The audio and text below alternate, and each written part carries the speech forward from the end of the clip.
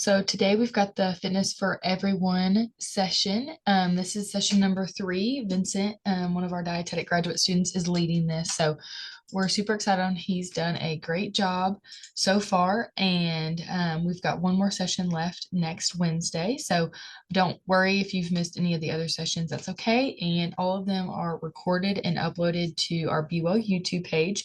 Anytime we ever have a webinar, we're always going to upload it to that so that you can go back and rewatch it. So Vincent, I'll go ahead and actually before we start, I was just going to say we do have the chat and I will be monitoring that while he presents. So if you have any questions or concerns, throw them in the chat or comments, or feel free to unmute yourself and ask them. So I'll go ahead and let you take it away, Vincent. Thank you so much. All right. So hey everybody, I appreciate you coming back and joining us. I know that there's a lot going on for getting close to the end of the semester, so I appreciate you being here. This session in particular is just going to be all about the benefits of doing intermittent exercise throughout your day. And we'll get into a little bit of what that can look like and what that means. So just in case you're either new or have missed it, my name is Vincent Guyette. I'm a dietetics graduate student for the Department of Nutrition and Family Sciences. That's me and my wife and my little girl. Just enjoy staying active, and I was invested in learning more about nutrition, and in particular for this session, fitness. So it was kind of a research is me search situation, which I mentioned that I wanted to. I was excited to be able to share with everybody. What we've already covered is in our first 2 sessions, we talked a little bit about the physical activity guidelines for Americans. Last time we went over the different resources you have available, mostly here on campus, a little bit in Faulkner County and online. Some key reminders that I wanted to emphasize was any movement is beneficial compared to no movement. Any increase is beneficial. Start low and go slow because it's important to prioritize consistency over intensity. And if you have a chronic condition, or just if it's the sort of thing that you're interested in, it's very important to monitor like your blood sugar or your blood pressure and have a plan to give yourself time to recover from working out. So our objectives today are pretty straightforward. Our overall goal for these sessions has been to kind of improve everyone's access to fitness and improve in small and fun and really achievable lifestyle changes. So this time I just want to kind of give y'all an idea of what non-exercise activity thermogenesis is, or NEAT, which lends itself to a great variety of puns. Participants will be able to identify exercise activity thermogenesis, which is exactly what it sounds like. It's just exercise. And then I want to help y'all kind of solidify your motivation to get up and move and increase your physical activity. And so what I've done is I've kind of wanted to give you a review. We've discussed how sitting can be how sitting and being sedentary is bad for us. But I think that one thing we didn't discuss is that regardless of whether you're meeting the recommendations, if you've got a regular exercise routine, unfortunately, having a sedentary lifestyle or even a sedentary career can increase your risks of all-cause mortality and cardiovascular disease. So like your hypertension and those sort of things. So it's important really to do whatever we can and in increasing our mobility throughout the day. So unfortunately, this is apparent when we look at our population because it's roughly 1 in 8 adults that are age 65 are struggling with their activities of daily living. And then 1 in 5, 1 in 8 at 65 and 1 in 5 at 85 or over struggle with just bathing, eating, getting dressed, being able to get up and out of a chair, up and into a chair, using the bathroom. These are things that, unfortunately, as we age, they do become more difficult. And increasing your physical fitness by following the guidelines, or like we're going to talk about, just increasing your movement throughout the day in general, will help to mitigate these problems. So NEAT, non-exercise activity thermogenesis. I think the easiest way to describe this is it's just anything that isn't formal exercise. So this is going to include your stretching, any hand motions, tapping your feet, taking the stairs, kind of household chores, making your meals, really any movement that you have going on, resituating at um, your desk stretches. These are all things that are neat activities. And so I had this little pie chart here because um, you really only have control over about 15 to 30% of the calories that you burn. The majority of that is just what it takes to stay alive. It's what's keeping your organs running. It's what's keeping you in general moving and up and about. There's also energy that it takes just for eating, which is that diet-induced thermogenesis. So it actually does take energy to get energy. That's what that is. And so what you have control over is your organized activity and your movement throughout the day. And so we're going to try and look at ways that we can improve or level up your NEAT. So it is fun and neat because these small movements really do add up. I wanted you to think for a moment about an exercise routine that could last anywhere from 20 minutes to an hour. You may only do it 2 to 3 times a week, as compared to the rest of your day where you're either moving or not moving. And it gives you the opportunity. So here I've got, you can burn an additional 300 to 450 calories daily. You can, and the caveat though is that this is for someone who is sedentary. If you're not moving at all throughout the day, you really have the opportunity to increase your activity and really take advantage of these calories that you can burn. Obviously, through BeWell, we have opportunities like the challenges and points that you can get, like walking challenges, different games that you can participate in. And I thought it was a good idea to mention that, in particular, our workers here at UCI have a good opportunity as compared to someone in a different career. Like if you were driving a truck or doing a call center, you may not be able to get up every 30 minutes or so and just stretch or take a moment to walk around and get a drink of water. So really, I think that it's something that we ought to take advantage of. So this chart here is just, I wanted to show you sitting compared to other simple and easy activities. When you're sitting, you're pretty close to what your basal metabolic rate is when it comes to burning calories. So every minute that you're sitting and not moving at all, you're burning roughly 1 calorie per minute. You can see you got kind of a little bit below that. It's a range for each of these. There's a low end and a high end. Standing in place doesn't seem like it would make much of a difference, honestly, but it really does. You can, if you're standing, like if you're using a standing desk, you can burn above 1 calorie per minute, all the way up to 2.5 calories per minute. These things are going to vary based on your current activity levels, your current weight ranges, and how much actual moving around you do during them. Pacing while you're on the phone is a good thing that is almost double the calories per minute as standing. Then you've got gardening, calisthenics. I was surprised to see that light calisthenics are pretty close to gardening, so it's nice. A brisk walk, and then pickleball has really gained in attention and popularity here lately, so I thought I would include an actual fitness exercise or activity, but you can see there's quite a bit of a difference in the calories per minute that you burn here. And just another thing to note is that all these activities, staying active, it's very strongly correlated with improved mood, cognitive function, alleviating actual pain that comes with aging, like arthritis or that sort of thing, reducing risks of falls and making things easier to lift. And just trying to improve on any of this is going to keep us climbing stairs and getting out of chairs. So this is fun. I just wanted to, I was curious because I know a lot of you do already know a bit about this. And I'm curious, does anybody have any activities that they can share with us maybe in the chat? Or if you want to unmute your mic, I just want to know if anyone has suggestions or things that they enjoy doing to kind of increase their movement throughout the day.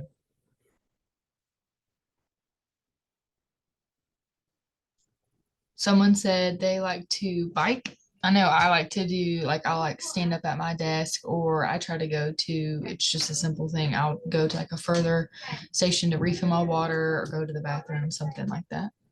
Absolutely. Hey Vincent, I'm over in Doyne Health Sciences, and I like to take a 10-minute break and just walk up and down the stairs, the different 3 levels, move around a little bit, take that 10-minute break about every hour or so. Yeah, that's great. Especially, yeah, every hour. That's and really um thank you. Yeah.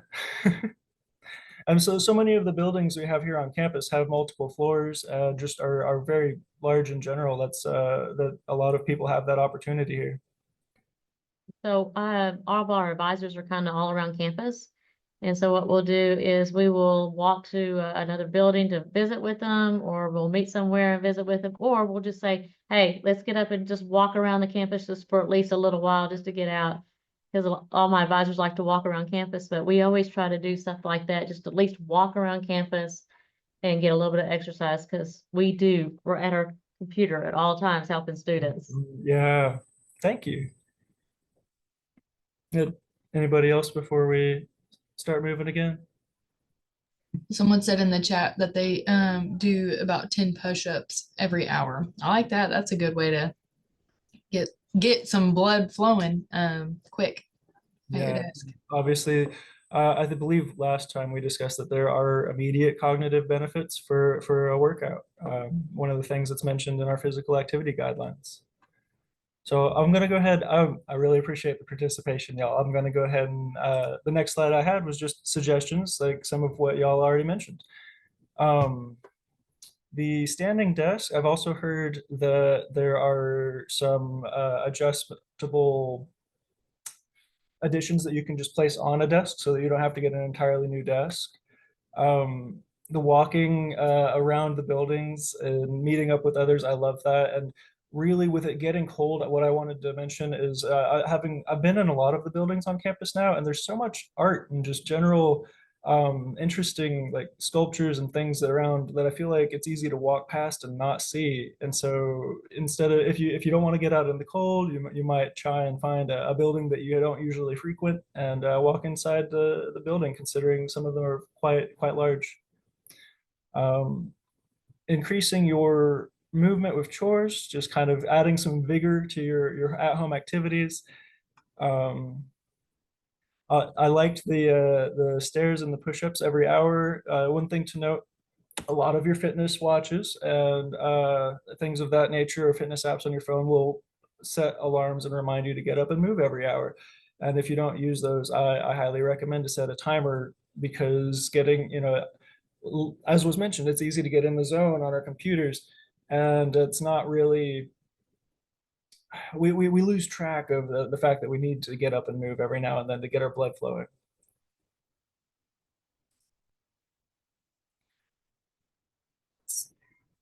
So this is everybody's routines are going to be a little bit different. I just wanted to kind of give an idea of what a day increasing neat activities would look like.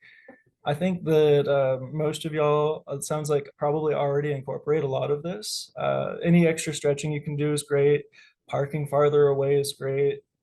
Um, using a restroom or getting water from somewhere that's on the opposite end of the building is a good little stretch for your legs and can get you moving a bit more. I was kind of interested. I think I've mentioned gardening a lot, so I was trying to find other hobbies that are not necessarily exercise, but are also considered a neat activity. Active photography. Everybody has a phone on their camera. You might find yourself, if it gets you up and moving, you could take photos of nature. You could take photos of just things around your house in an artistic manner. Pottery and sculpting, painting for especially for large canvases. These are all things that are going to increase the amount of motion that you do. And obviously, it's important to take time to relax. So if you have commercial breaks, if you watch screen time, like I know I have probably too much screen time, just taking the chance to shift while you're watching or to get up and do stretching or walking frequently, it's really going to help. Now, I love this. It's everybody tries to avoid getting the back of the parking lot. You see people all the time driving around trying to find the best spot, spending just as much time looking for a spot as they would have spent if they just parked at the back and walked forward to the front of the lot.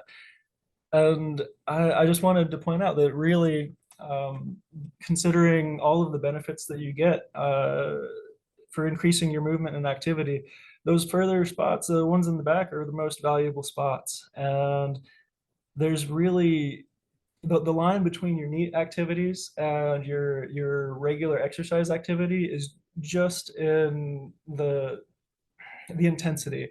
So you might find yourself shifting from just increasing your movement to that moderate intensity exercise that we talked about, where you might be able to hold on a conversation, but you're not going to be able to sing. So there you are, you found yourself doing what would be considered moderate intensity exercise. And I wanted to talk a little bit more on that, just because I think we've covered NEAT about as well as we can in the amount of time that we have.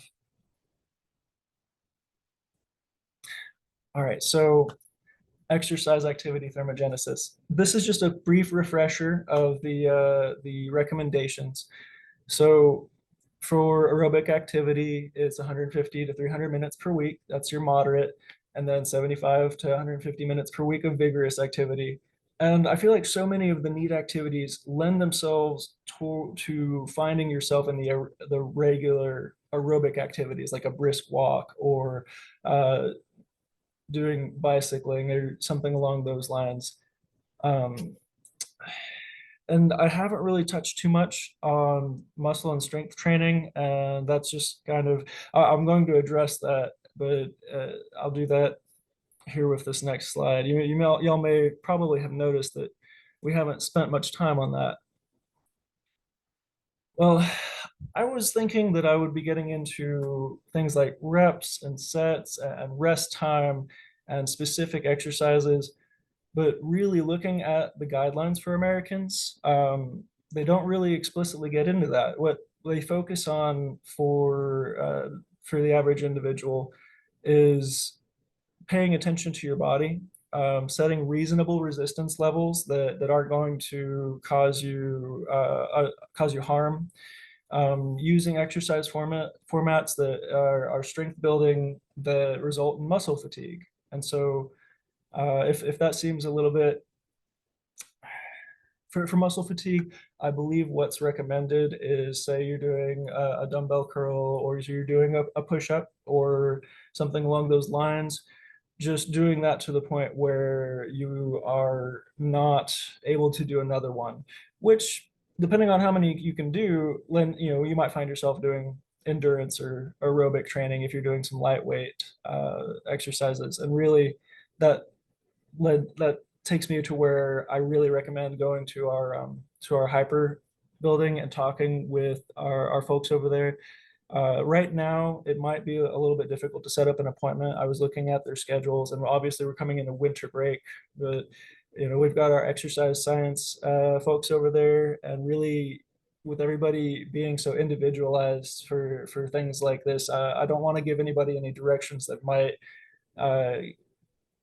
cause any harm. So really, it's talk with your physician before doing anything. We did mention a few little easy exercises, like if you're not someone who typically does strength training, just using your water bottle or a cup to do a few little lifts here and there, or taking the hand grocery baskets. You're going to be doing a lot of lifting and setting those down. But for more specific details for what's going to work for you, I definitely recommend finding some good information through either the hyper or reliable sources online. So with that being said, how do we start? Because maybe you don't do any strength training, maybe you don't do any aerobic activity at all. I think that what's often said is by in a variety of ways, is that the most important step is the first step. And then we've discussed consistency. So maybe for you, that looks like taking that first step again and again, because that's what it's been looking like for me occasionally. And if not, that's great. obviously the gold standard of what we're trying to achieve is the physical activity guidelines and what we've discussed. But one of the main reasons that I was invested in this talk was to try and find kind of a minimum amount of what you can do to help improve your health. So a good place to start is with flexibility and balance. Say you're not ready to start with strength training. You want to maybe do a little bit of aerobic exercise, but these are just a couple things that you can do right at your desk that help with flexibility and balance, and that's also going to help with burning calories and improving your health. So the ankle rotation, you can find some great videos online if it's not if it's it can be a little unclear, it's like, do I rotate the whole thing? But yeah, so you can rotate it clockwise 10 times and counterclockwise 10 times. Leg stands are a little bit easier to picture, I feel like, just to hold on to your chair or hold on to a desk. Now, I do recommend increasing the difficulty if you're able to either using just a light touch on either a wall or a chair, and then not any holding at all if you're capable. Um, Along the lines, though, of the minimum viable dose, this is such an interesting concept to me. This meta-analysis just came out last year, and I feel like so many people are intimidated or overwhelmed by the numbers that I've given you with these recommendations for Americans. It's 150 minutes a week, 300 minutes a week. I just wanted to show you that every little bit is definitely important, and that it's backed up by a lot of evidence that any increase that you can do in your physical activity is going to give you results. So their findings in a meta-analysis that looked at hundreds of different papers on fitness and exercise were that you're going to get so many, the benefits are wide ranging and just very, very large, just getting started in that first 75 minutes per week of doing activity. And if you break it down into 7 days a week, that is being mildly out of breath 11 minutes a day, parking at the back of the lot and walking to work or walking back to your car could do it. I just want everybody to realize that this is really accessible. Taking the stairs, as was mentioned earlier, is a great way to kind of get yourself into that can't sing but could still hold a conversation kind of state. And then I wanted to talk about the consistency side of things. So in session one, I asked everybody to write down how improving your fitness, how increasing your fitness is really going to provide you a benefit. What is this going to do for you? If you don't have some sort of motivation, you're going to get lost. You may set it down and come back to it, and really consistency here is very important with maintaining your health and fitness throughout your lifetime. So does anybody actually still have the motivation for what would improve about your life if you increase your physical fitness from the first session? And if not, I have something I can share.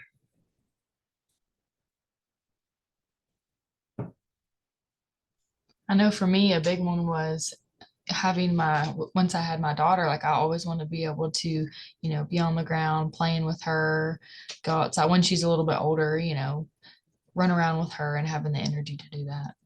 Yeah, definitely. That's actually that's for me as well. That's sticking to fitness routine and being consistent about it. For me, it both means being able to play with my daughter more easily and more frequently, and also it helps for reducing the progression in a back condition that I have, which is pretty great.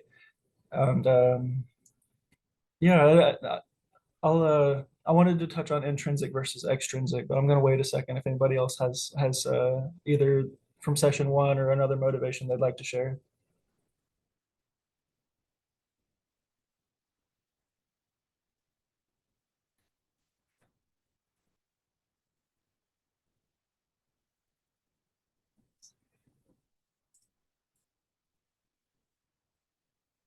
All right, so I just wanted to point out that there's not really one type of motivation that's better than the other. It's really going to depend on what you need. Intrinsic motivation, a lot of people will say, is what you need for a long-term for consistency. If you don't want to do something, you're not likely to do it. And intrinsic motivation is specifically what's motivating you to want to do it. For me, that's the playing with my daughter, and also being able to do activities I enjoy as I age. So going swimming, doing nature walks and hikes, and going on general adventures. Now, extrinsic motivation, it's great for getting started on things. It's can be a little bit more oriented towards the short term, but these are more like trying to meet your doctor's prescription of exercise, or having the expectation of a certain level of fitness that is what somebody else wants you to do, or what you're going to do to meet a challenge or something along those lines. And then I wanted to touch one more time on the start low and go slow. There was some there you can find. I'll circle back around to that. So I think as kind of to increase our interactivity, and this can be what you keep for yourself, similar to session one. I just wanted everybody to take a moment and think about what's motivating you internally, what your goal, like why do you want to get better fitness? Why do you want to increase your NEAT or your EAT? Because having it written down is gonna help. And then also externally, do you have an extrinsic motivator? If everybody could try and write down one intrinsic, one extrinsic motivation, and then just kind of wanted to say extra kudos for anyone that makes these things clearly visible, something that you can see every day. If you're got a post-it note on your computer that gives you your reasons for wanting to do something, you're gonna probably be more likely to engage in that.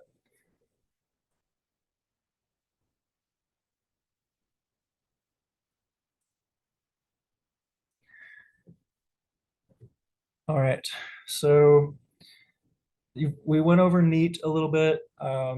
You could spend a lot of time on that, and I really hope that the takeaway here is that exercise can be fun and easy. Increasing your movement throughout the day can be fun and easy. So, and improving it is also going to let you improve your activities of daily living for longer as you age. Including fun and vigor, intensity to your chores, to your life, like I don't know, dancing while you're cooking, or if you're doing the laundry, maybe including a couple of squats, or raising and lowering a laundry basket more than just the one time that you have to. These are all things that are going to help. And then I wanted to remind everybody that while yes, you can get benefits from doing any increase in exercise, the real goal here for what is recommended to improve your health overall now and as you age is that 150 minutes of moderate exercise to 300, that 75 minutes to 150 of vigorous. And on the low end, this does look like 11 minutes a day, 22 minutes a day. And your workouts, they don't have to be fancy. I kind of skimmed over my preference earlier for strength training is light calisthenics. It's just something that's easy to do. It doesn't require any equipment. You can find a lot of videos online that you can do safely at home without having to leave your house. That's just I just hopefully there's something here that can help y'all feel both motivated and hopeful that there are different ways to increase your motion throughout the day. So we've only got one more of these left. I think that this one should be a little bit different from the rest of them. Now, this is just a personal interest of mine, accountability and habit maintenance. Obviously, there's a variety of different books that you can look for this sort of information. And I'm just going to try and condense as many strategies and as much helpful information as I can into practical advice so that maybe I save you a little bit of time having to read a 200-300 page or more book.